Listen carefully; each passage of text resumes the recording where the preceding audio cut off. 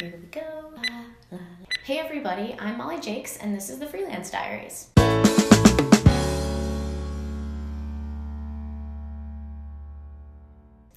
Okay, so today I want to talk about something that I have been wanting to talk about for a really long time, like years.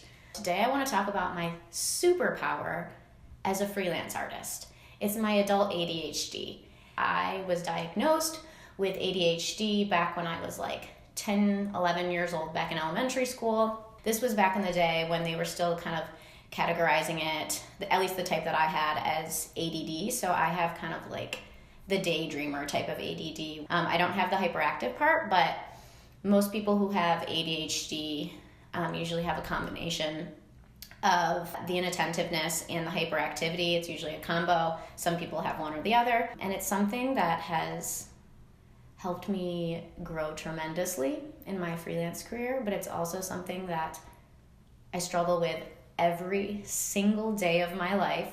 It's something that I not only struggle with in my business, but also in my relationships. So if this is something that you're interested in, if you've always wondered, hey, maybe do I have ADHD? Or I wonder what it's like for a different artist who has it, keep watching. I'm going to share it with you. So I was diagnosed when I was really young, and growing up in school, I had a hard time in school in general, turning in homework.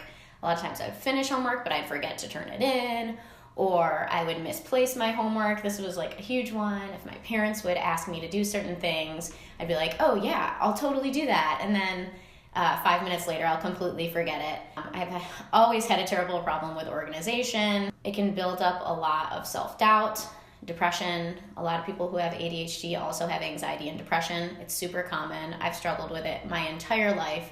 So yeah, I continued to grow up, and I made it through high school, and then I ended up going to art school. And this was kind of like a big turning point with me realizing that, hey, actually maybe I am smart, but also still struggling with feeling like, why can't I do tasks that seem so freaking simple for everybody else?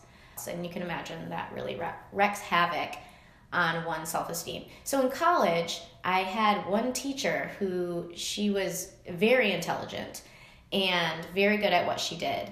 And I was her personal assistant for a little while. And I remember that she would always tell me, Molly, you are so intelligent. And I never believed her. And the fact that she kept saying it to me really stuck, and it made me reevaluate myself. So from that point on, I ended up graduating college. I flourished in college, actually, not in the liberal arts classes, but in the art classes. And one of the reasons that I flourished, and this is kind of where my superpower thing comes into play, one of the ways that I flourished is because I was obsessed with art, and I was obsessed with creating, and I was obsessed with illustration. And I had this ability to hyper-focus on these things that I was obsessed with. And I had this crazy ability to think outside the box, go on a whim when I had a cool idea and just try it.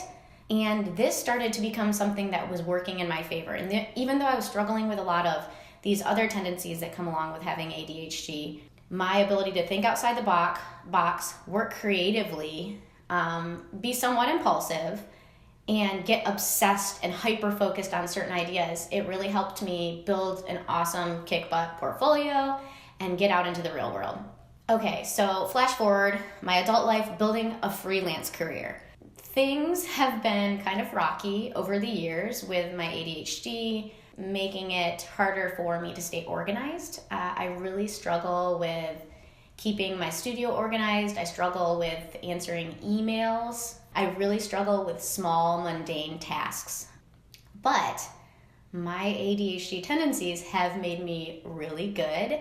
Again, a lot of things that most people who go out into the world of careers and they're not willing to do. My husband's the exact same way. He comes up with these huge ideas that are creative and different, and he's able to put them into motion. So full circle, if you are an artist and you're a freelancer with ADHD, there's totally hope. You can swing this to be something that is your best friend, something that can help you be extremely successful, build a very successful business. I know that I have used it to my advantage. So something that I don't talk about very often, I kind of get embarrassed about it, but it is something that I should be really excited about. My ability to hyper focus and get excited about creative ideas and thinking outside the box. Those abilities allowed me to build a 6-figure business, freelance business, before I was 25. That was a huge deal for me and a huge boost in my self-confidence and like a total game changer in my way of thinking about the way that I do things and the way that I perceive the world around me and the way that I can get work done. And my advice to you is to know that you're not alone. You're not stupid.